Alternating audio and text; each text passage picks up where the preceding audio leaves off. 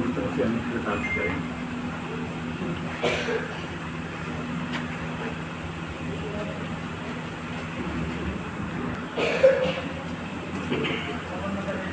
आइए मेरे साथ एक बार आप गायत्री मंत्र का उच्चारण करेंगे।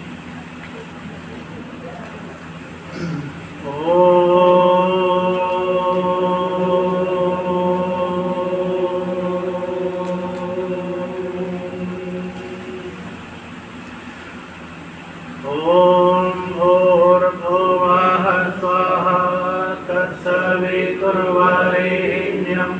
भर्गो देवस्य धीमहि धियो यो नः प्रचोदयात्।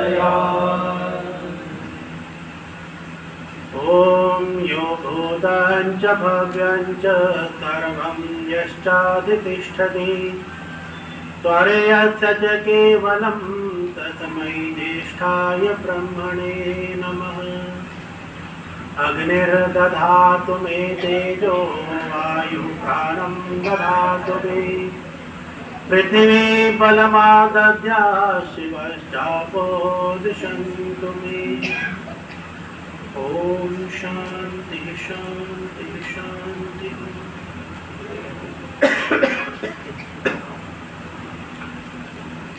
युवा विद्वान प्रिय गौरव जी, इस समाज के विद्वान पुरोहित आदरणीय कुलदीप जी, आदरणीय प्रधान जी, मंत्री जी, कोषाध्यक्ष जी, पूज्य मातृशक्ति, सभी धर्मानुरागी सज्जनों,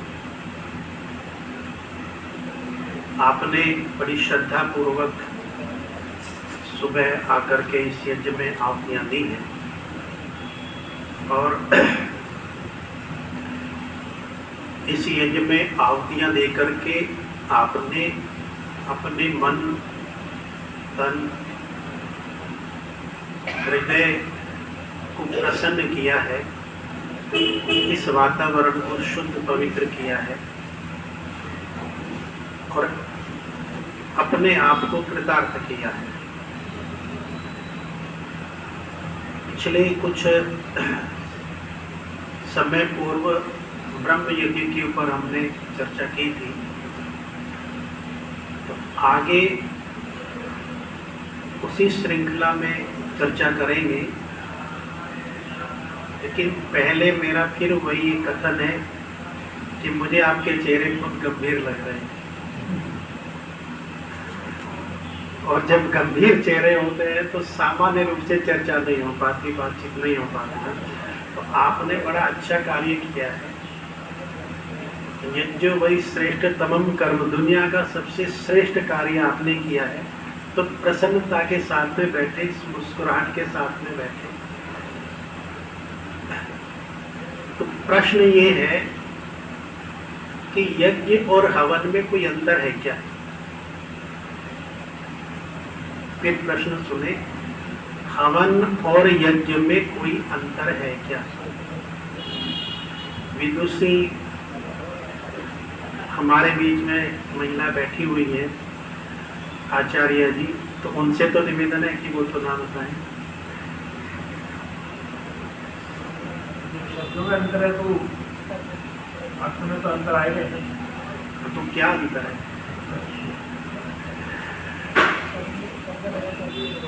थोड़ा जोर से बोलिए। श्रद्धा का कुछ होता है। श्रद्धा का कुछ अंतर है। चलिए इसको और सरल करते हैं। इनमें इतना ही अंतर है जितना साइंस और फिजिक्स में है। कुछ स्पष्ट हुआ होगा। जितना अंतर साइंस और फिजिक्स में है उतना ही अंतर हवन और यज्ञ में है। अब जिसको फिजिक्स और साइंस आती है उसके लिए तो उत्तर हो गया, लेकिन जिसको नहीं आती है उसके लिए फिर प्रश्न वही का वही है। इसको दूसरी तरीके से समझते हैं, जितना क्रिकेट और खेल में अंतर है,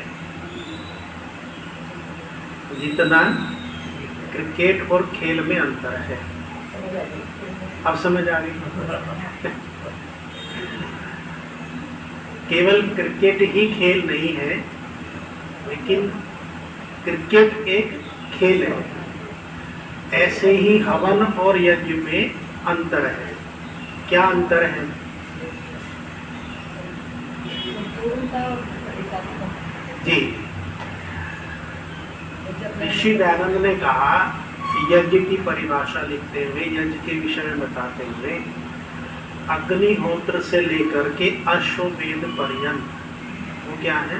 यज्ञ है। लेकिन जो हवन है वो क्या है? जो आप अभी करके उठे ये हवन है। अब हवन के लिए कहा जाता है कि स्वर्ग कामो यजेत,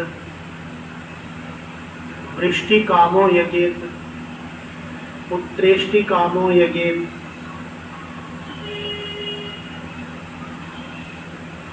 अब वो तो हम नहीं करते हैं, लेकिन पंच महायज्ञों का विधान ऋषि दयानंद ने हम सबके लिए किया है। उनमें से तो ये एक भी नहीं है। लेकिन हम क्या करते हैं? हम करते हैं अग्निहोत्र। तो वो क्या है? हवन। यानी कि यज्ञों में बहुत सारे यज्ञ हैं, बहुत तरह के यज्ञ हैं। उनमें से एक प्रकार का यज्ञ हवन है, जिसको अभी आपने किया है। पंच महायज्ञों में से एक है। इनको पंच महायज्ञ का महाशब्द ऋषि दयानंद के आगे प्रयोग किया है। अब ये कब करने हैं? कब करने हैं? दो ही काल है, संध्या काल है। अच्छा, पहले तो ये बताओ कि यज्ञ कितने यज्ञ जो है वो पंच महायज्ञ हैं, वो कौन कौन से हैं? जी, ब्रह्म यज्ञ, देव यज्ञ, पितृयज्ञ, अतिथि यज्ञ, बलिवश्य देव यज्ञ। चलो एक बार, क्योंकि उनकी सहायता से बताया आपने, उनके लिए तो करतल भरी बनती है कि हम इतने समय से समाज में आ रहे हैं, सुनते हैं, तो 5 महायज्ञों के नाम तो हमको पता हो। कब करने हैं ये?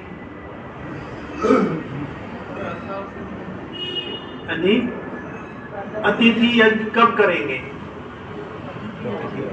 जब कोई अतिथि आएगा, जब तिथि आएगी, जब कोई घर में मेहमान आएगा, अतिथि आएगा, तो अब ये करेंगे। अब उसका कोई समय है क्या? जो फोन करके आए वो अतिथि है क्या? जो बता के आए वो अतिथि है क्या? असली अतिथि तो वो है जो बिना बता। अतिथि शब्द ये कहता है कि जिसकी आने की कोई तिथि नहीं है, वही तो अतिथि है। जिसकी आने की तिथि है वो अतिथि कहता है। लेकिन इसका मतलब ये नहीं कि जो बता के उसका सम्मान नहीं करना है, उसका आदर नहीं करना है। तो इसका मतलब है कि इनको प्रतिदिन करना है। कब करना है? कब करना है जी? प्रतिदिन करना है, यथावसर करना है।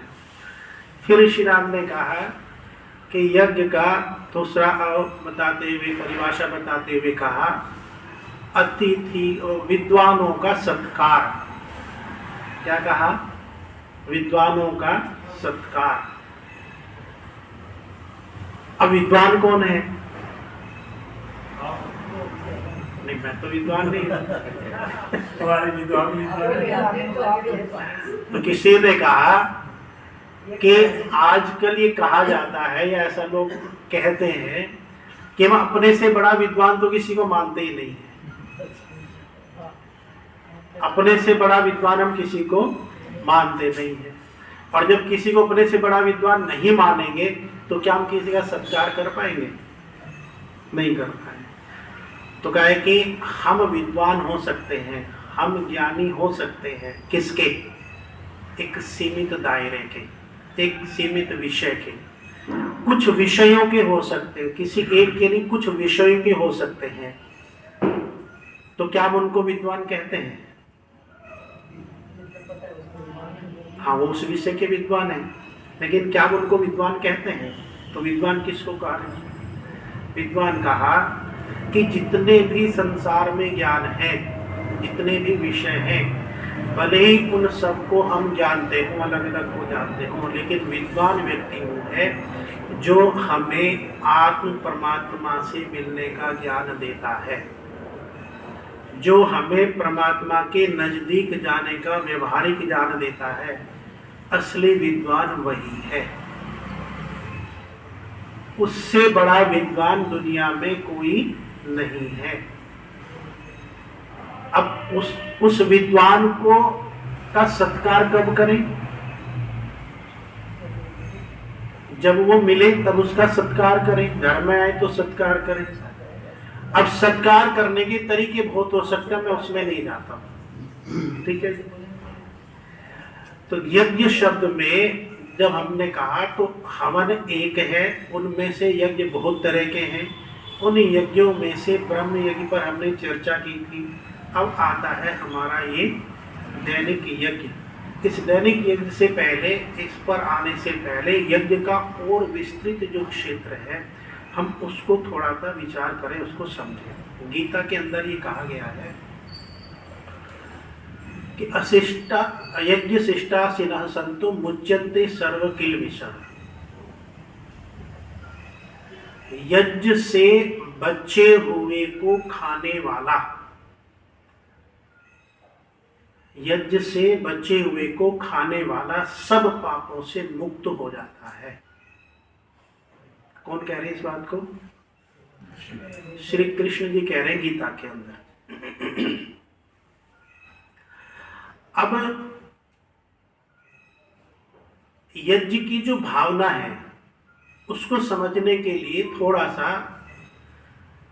और अलग तरीके से समझते हैं। माँ घर में भोजन बनाती है, कोई भी व्यक्ति घर में भोजन बनाता है। माँ, कोई माता बना रही, बहन बना रही, कोई पुरुष बना रहा है। उसने घर में भोजन बनाया, सबके लिए बनाया कि अपने लिए तो नहीं बनाती, सबके लिए बनाया, तो क्या वो यज्ञ हुआ या नहीं? हाँ ना तो बताओ। हाँ, यज्ञ हुआ। लेकिन अगर वो इस भावना से बनाए कि मुझे बनाना पड़ रहा है, करना पड़ रहा है, मेरी हिस्से में क्यों आ रहा है, तो क्या ये यज्ञ हुआ? जी हाँ या ना? नहीं हुआ। अगर वो प्रसन्नता के साथ में और इस भावना से बनाया कि इसको बनाने का मुझे परमात्मा ने बड़ा सौभाग्य दिया है, मुझे ये अवसर दिया है, तो उस भावना से बनाया, उसको प्रसन्नता से बनाया, तो क्या वो यज्ञ हुआ? हुआ। अब माँ ने यज्ञ खाना बनाया, इसको और अलग तरीके से भी समझता है। माँ ने खाना बनाया, खाना बनाते समय घर में दो ही प्राणी रह गए, माँ और बेटा। और माँ ने, हमारे घर में स्वभाव होता है कि जी बताओ आप 2 रोटी खाओगे, 3 रोटी खाओगे, बनाने से पहले पूछ लेते हैं, अक्सर होता है घरों में। तो बेटे ने कहा जी मैं 2 रोटी खाऊंगा। माँ ने 2 रोटी बना दी, सब्जी बना दी, 2 अपनी बना ली, उसको बाकी लो बैठ खा लो।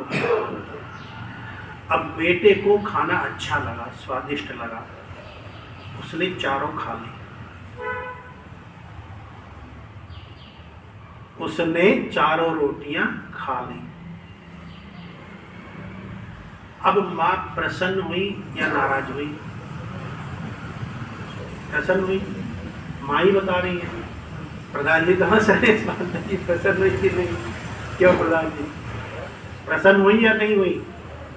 आपका कुछ प्रसन्न तो होगी, बच्चे ने खा लिया। लेकिन थोड़ा सा परिवर्तन करते हैं कि वो बेटा माँ का नहीं है, वो देवरानी का बच्चा है।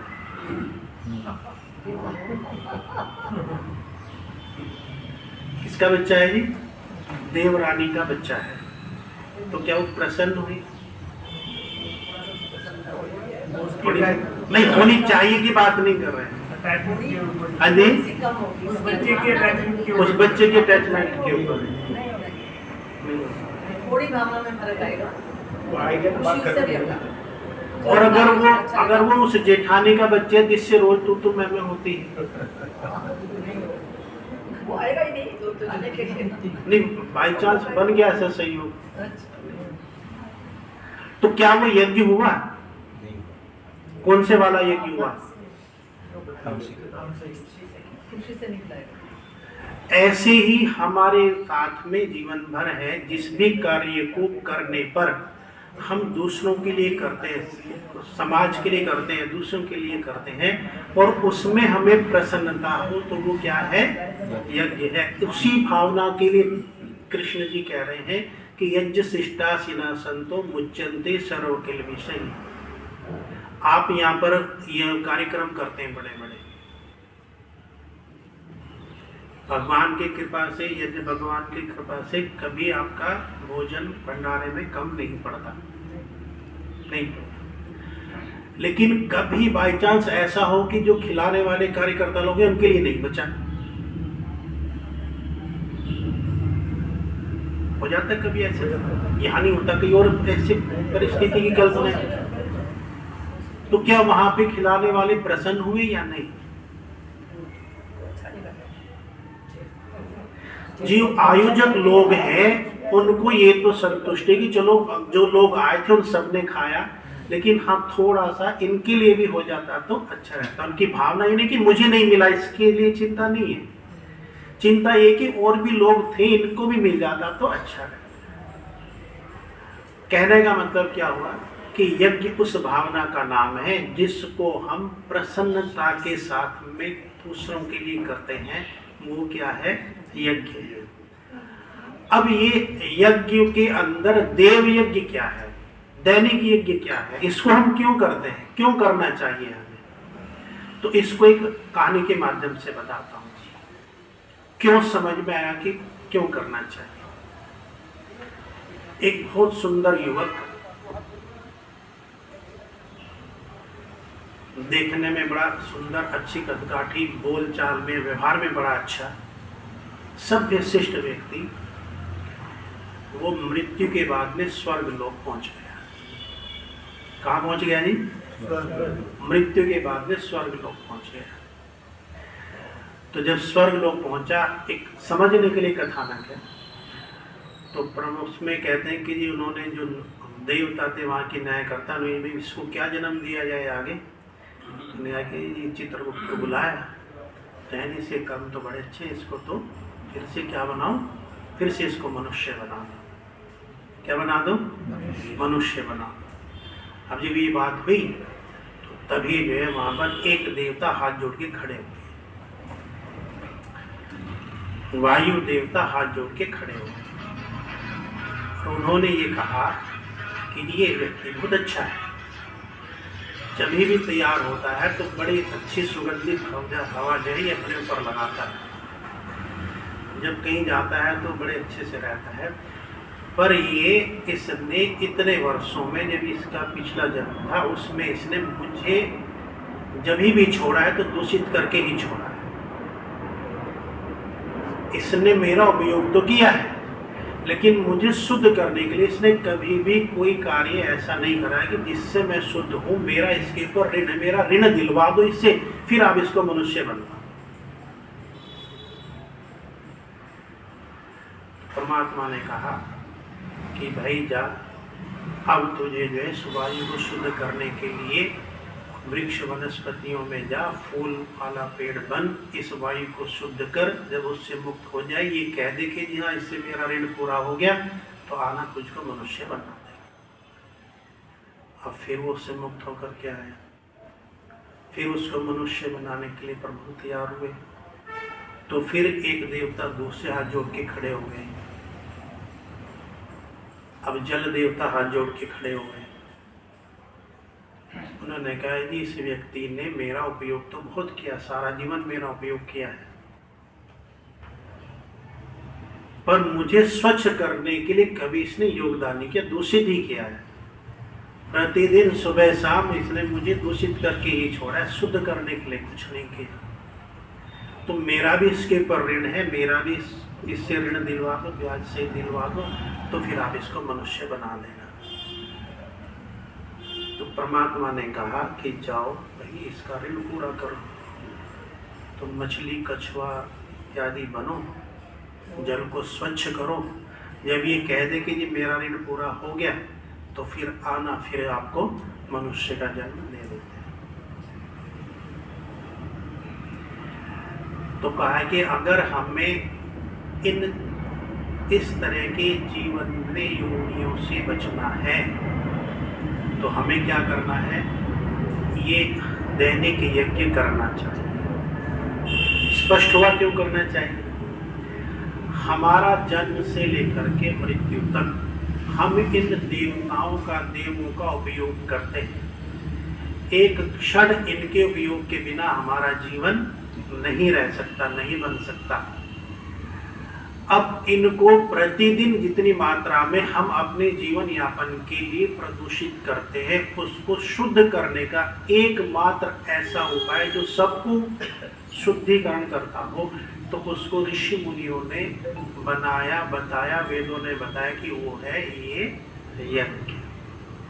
अब इसमें आहुति देने से वो कैसे शुद्ध हो रहे हैं?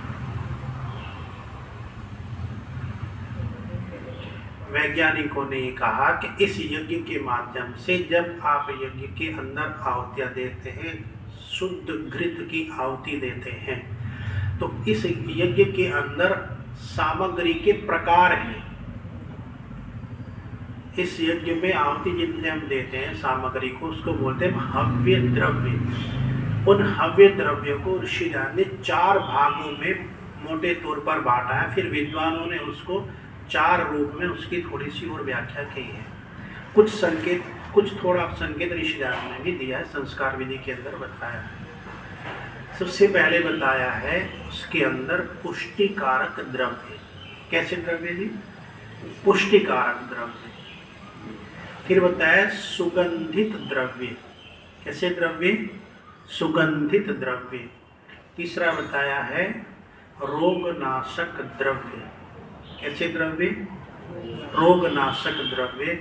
और चौथा प्रकार बताया है तो होता है मिष्ट द्रव्य।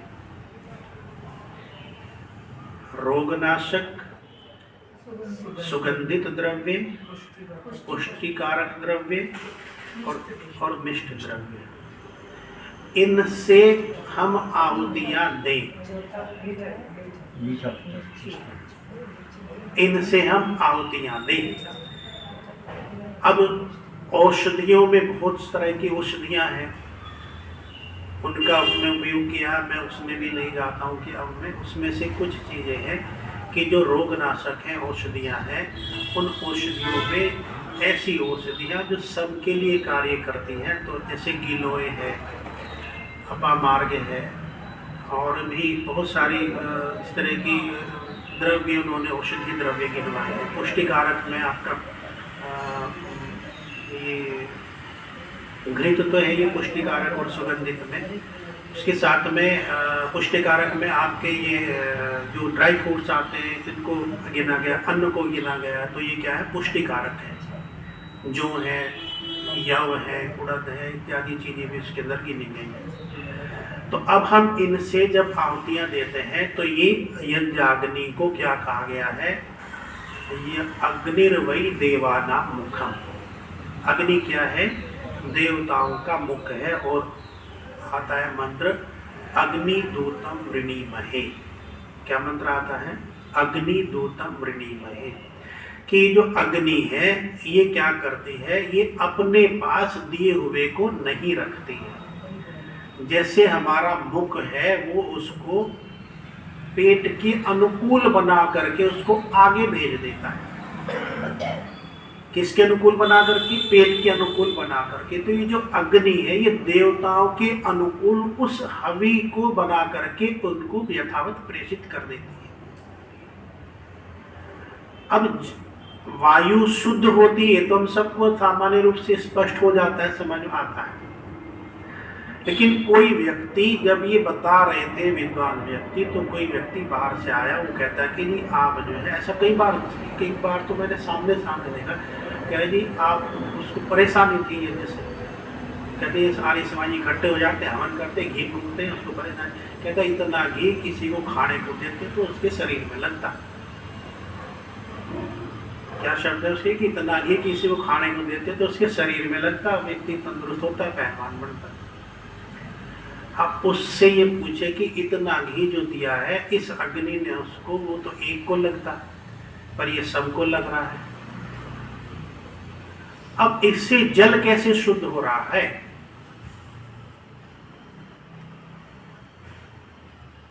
इससे जल कैसे शुद्ध हो रहा है? तो जल शुद्ध हो रहा है, आपने एक बात सुनी हो कि जो जल रुक गया वो सड़ गया। इसमें तो कोई बड़ी मोटी